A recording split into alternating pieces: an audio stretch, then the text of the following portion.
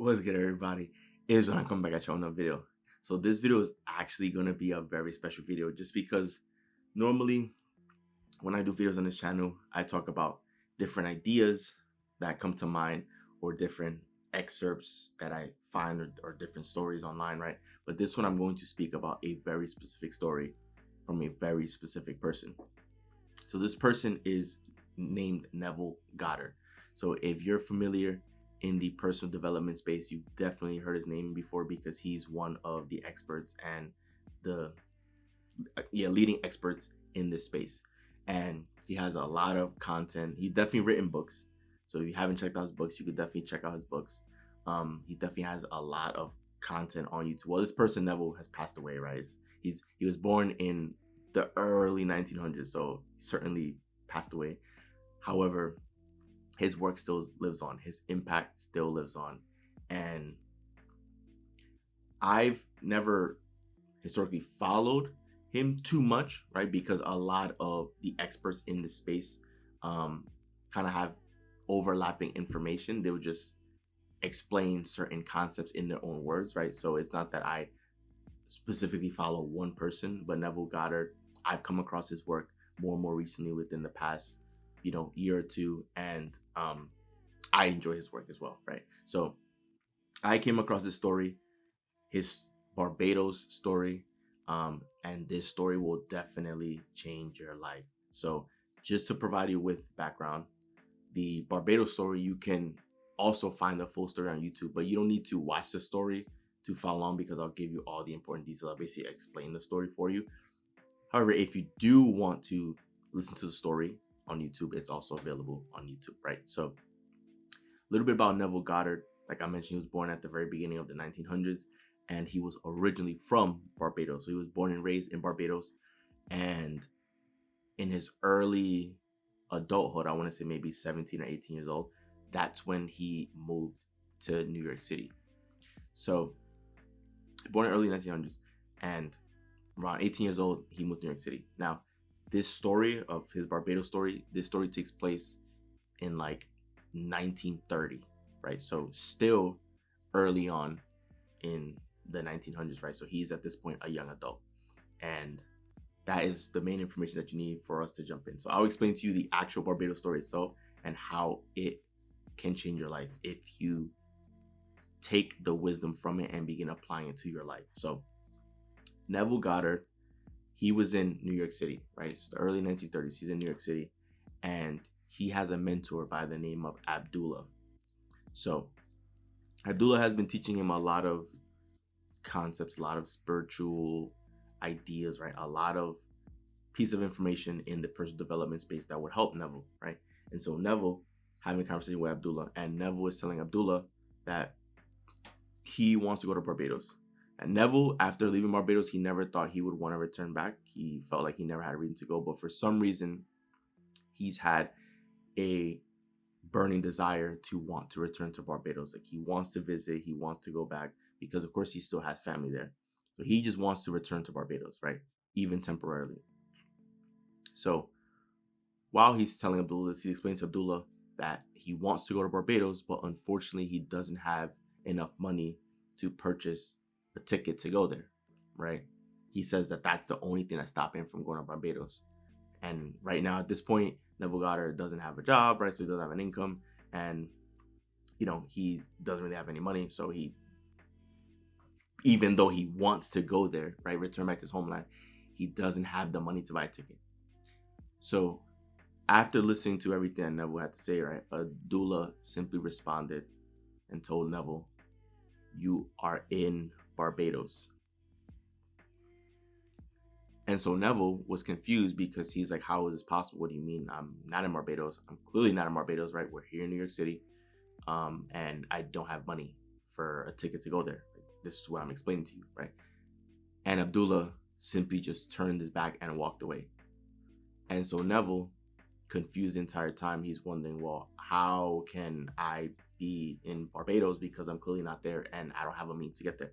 So a couple weeks go by, and nothing really changes, right? Everything seems to be the same. So of course Neville is still confused. He's wondering if it's ever going to happen. He's you know, he's trying his best to believe that he's in Barbados, but he's not really understanding anything, and nothing seems to be working. So he returns a couple weeks later. He returns to Abdullah. He's telling Abdullah, "Hey, you know, how am I gonna get to Barbados? Like, I don't have any money for the ticket. Like, how am I gonna get there?" And Abdullah simply responded, "Right, you are already in Barbados."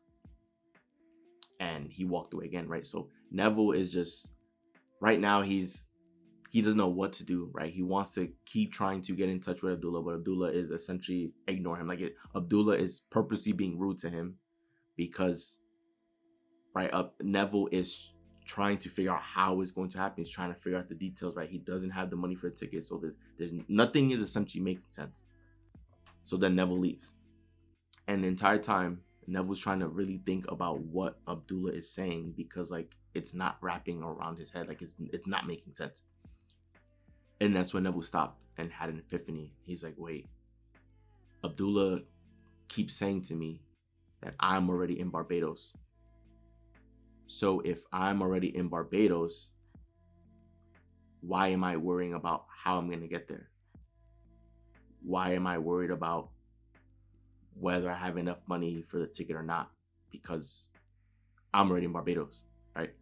If you were already in Barbados, if you were in Neville's shoes, right, and you were actually in Barbados, you wouldn't be concerned about how to get to Barbados if you're already in Barbados, right? That would be a silly thought to have.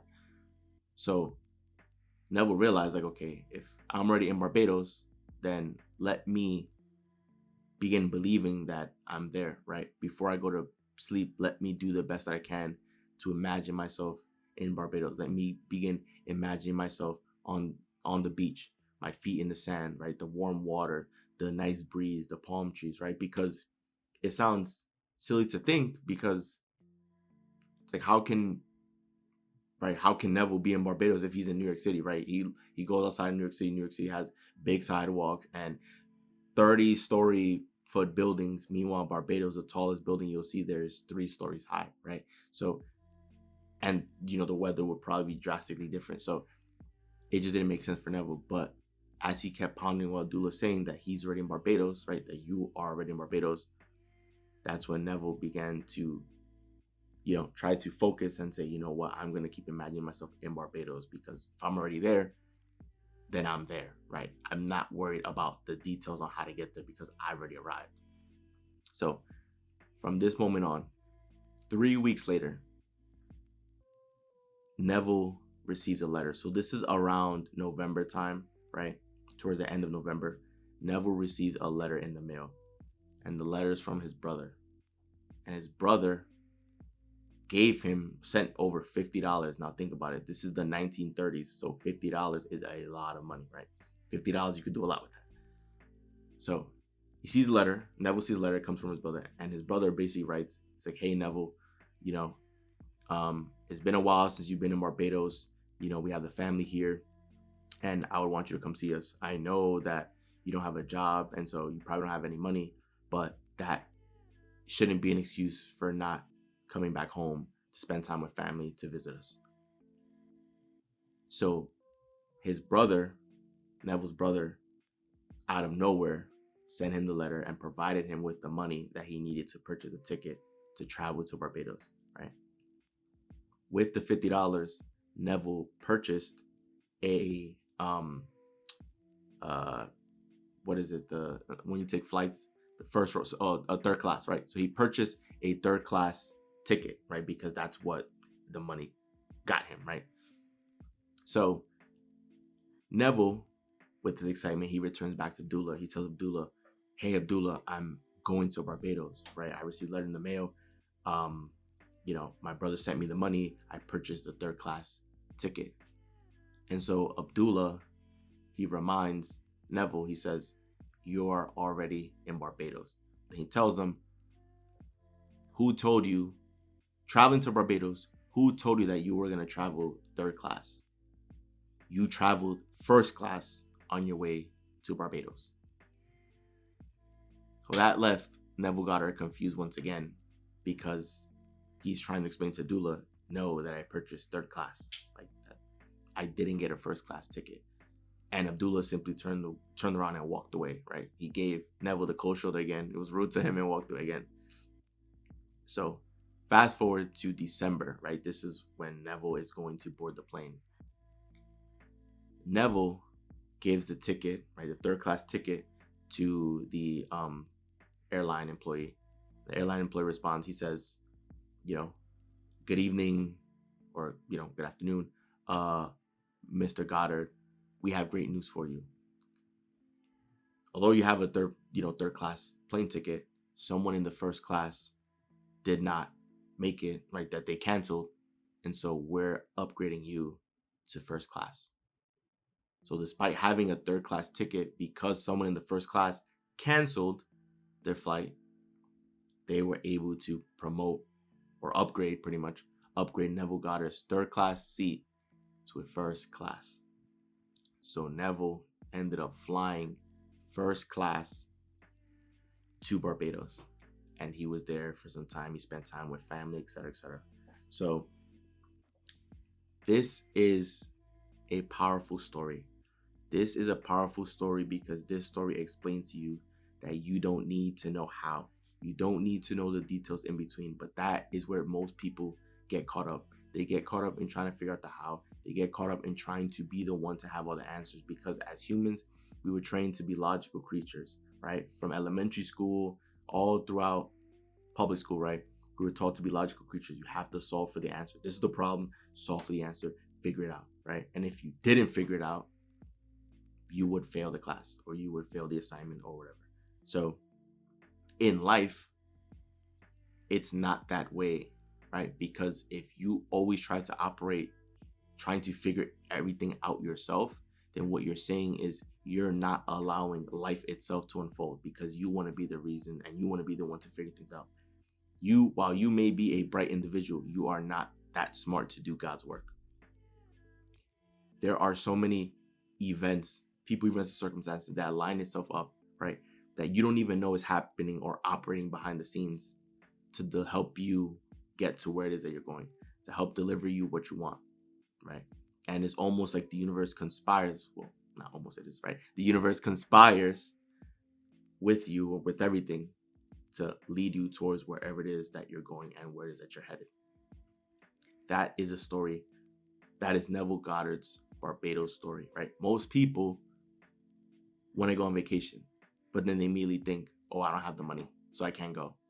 And so that belief is gone, right? The belief is gone, right? Because you believe the only way to go on vacation, to go on that trip, is by having the money to purchase everything yourself.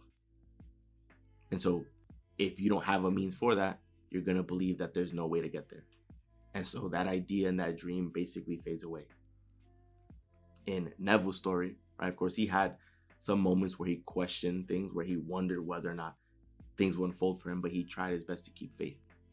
And then he ended up going there because he received a letter in the mail from his brother, who provided him with the money he needed to purchase a ticket. Neville didn't have to lift a finger and go find another job, or go find, go be a salesperson, or go do this or go do that to make the money, right? It somehow, some way found itself to him. And remember, there was no possible way Neville Goddard's senses were able to pick up anything that was happening behind the scenes, right? His senses could not even pick it up. He couldn't even imagine. Well, I'm sure you can imagine it, but like, his senses were not able to pick up any signs that anything was happening behind the scenes. And yet, behind the scenes, his brother got inspired to write a letter and to send him money so that he could fly over, to buy a ticket to fly over to Barbados, because he wanted Neville to spend time with him and like the family, right? In the moment that Neville Goddard began desiring and believing that he was in Barbados, in that same moment, the universe began inspiring other people, in this case his brother, to write him the letter, to desire Neville Goddard being there, being with the family, visiting the family, everything. So in that moment, when Neville Goddard desired being in Barbados, Neville's brother felt inspired, right? He felt inspired to want to write a letter and provide Neville the money to travel over there, right? in the moments where you desire something, other people receive the inspiration to help you get what it is that you want, right? In the moment where you desire that you want a house, right? Say, for example, we're using you as an example, or I can use myself, it doesn't matter, right? Say we desire a dream home, right?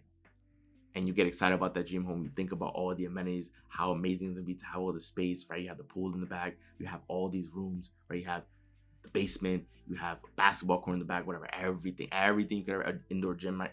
Everything you could ever want in that home. You fall in love with the idea. And then you think about what it's gonna cost. And then you think about your current financial situation. And that right there completely eliminates the dream because you believe that it's simply not possible. Meanwhile, the person who falls in love with the idea, the vision of them already not only wanting the home, but already having the home, right? They fall in love with that dream home. They fall in love with the idea of being in that home. And you never know how it's going to happen that you're going to get that home, right? Some people think they have to be the one. Let's say the home costs $10 million, right?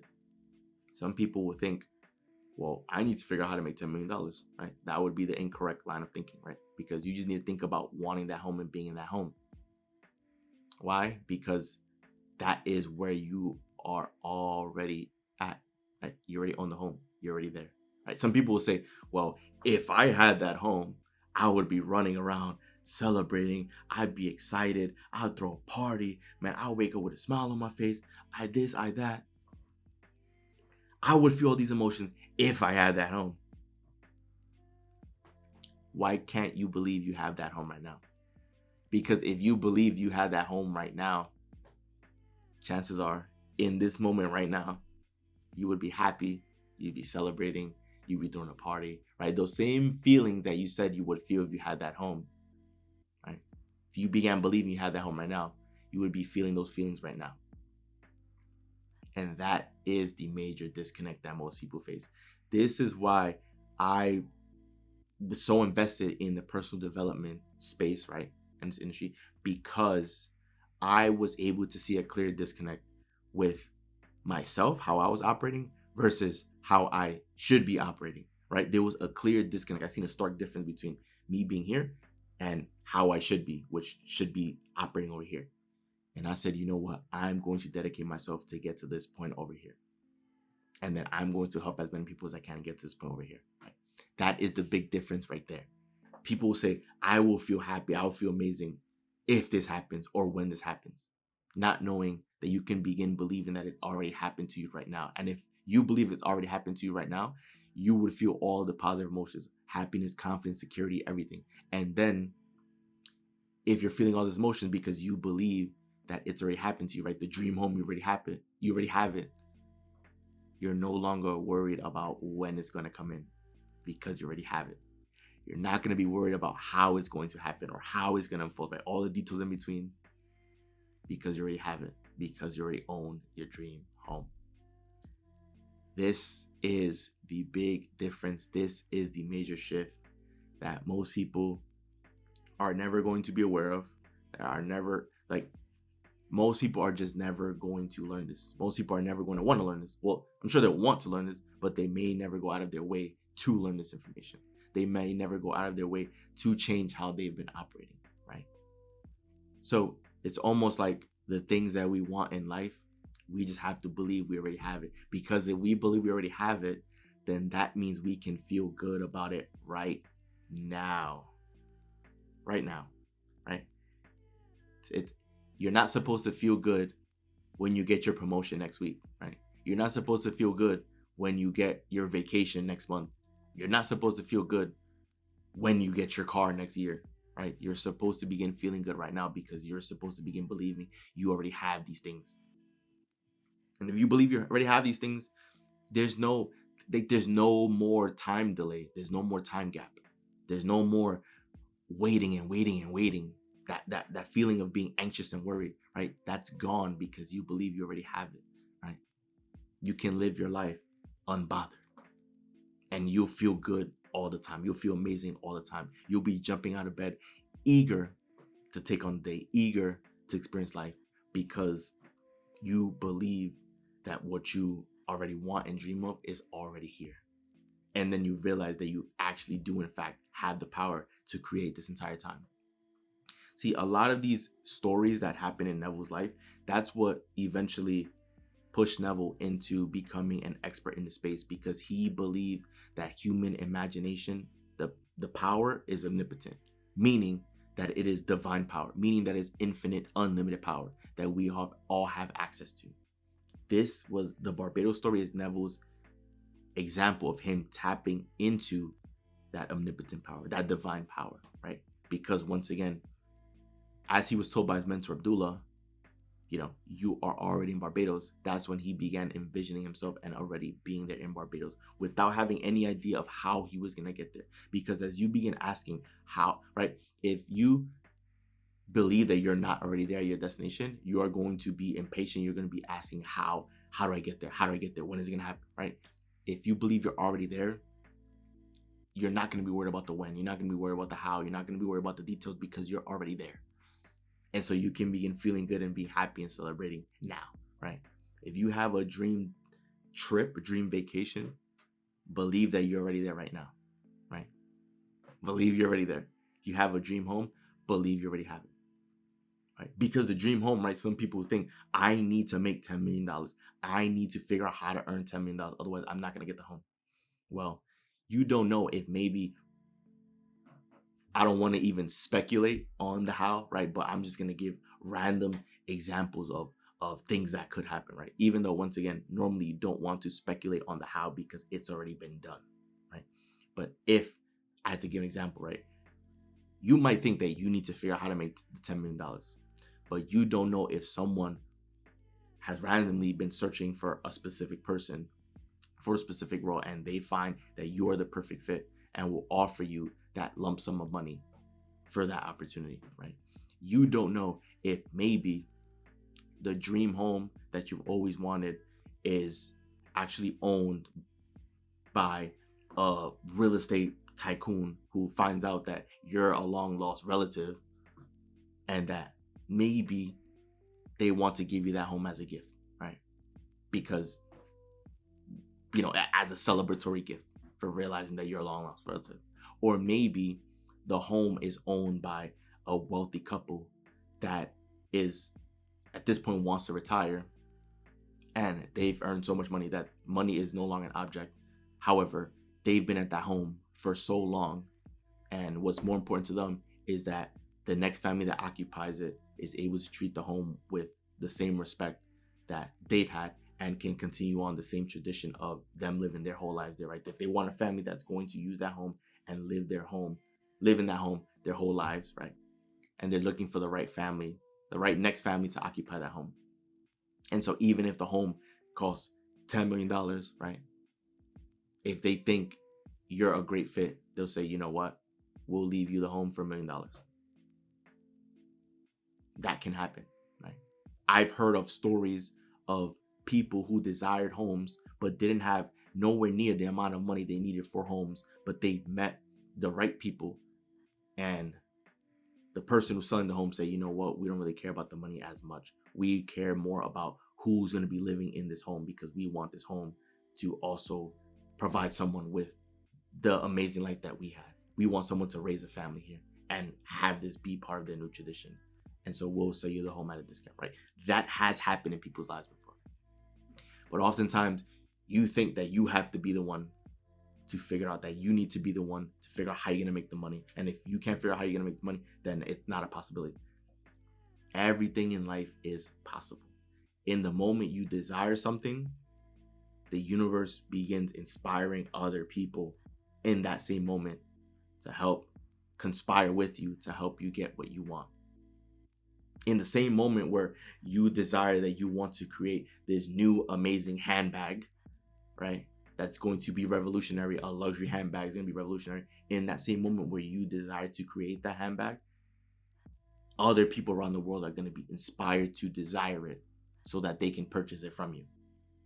That is how the universe works. Everything is interconnected because everything is energy and is operating through law. This is in my opinion, right? Just like gravity exists and it's always a constant because of law, right? The law of attraction is also a law. It is constant. What you put out, the energy that you put out is the energy that you receive in return, right? So if you're in Neville's case, right, if he believes he's already in Barbados, that means he's happy, he's excited, he feels good, he's imagining himself being in Barbados. The universe will say, okay, well, you're imagining yourself you're in Barbados, then we'll get you a way to get to Barbados. Don't worry about it. We'll figure that out for you. And that's what happened there. So when you desire things in life, sometimes when people desire things in life, they'll always want it. But wanting is basically putting you in a state, is pretty much you accepting that you don't have it right now, right? And the key difference is that you want to accept and operate as if you have it already right now. Because once you have it already right now, even if you don't physically have it right, the universe is going to figure out a way to give it to you because you've already believed that you have it. So the universe says, okay, you believe that you have it, then we'll make you have it. So then your belief will come true, right? Because it's not the fact that creates the belief, it's the belief itself that creates the fact. So that's the major difference right there. So I know this was a longer video, but if you made it to the end, please comment down below Barbados to let me know that you watched the entire video to the end. And it lets me know that you appreciate this video and the content that I'm putting out for you guys. So highly recommend, if you haven't checked out the video of Neville Goddard's Barbados story, you go check it on YouTube.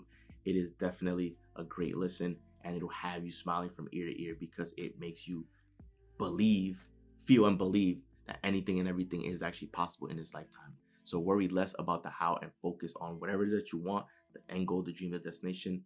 Fall in love with the dream right now, and don't let anything take you out of your dream, because when you're operating from your dream, that's when the rest of the universe around you is going to begin aligning itself to make that dream a reality. Focus less on the how. If you're already at your dream, you're not going to be worried about the how. You're not going to be worried about the details. You're not going to be worried about when it's going to happen, because it's already here right now. So that wraps up the video. Enjoy the video. Do leave a like and subscribe, as we are not on the road. We are at 1 million subscribers. See what I did there, right? So, you enjoy the video, do leave a like and subscribe, as we are at 1 million subscribers, guys. So, once again, it's Joel, and I'm out. I'll see you guys for the next video.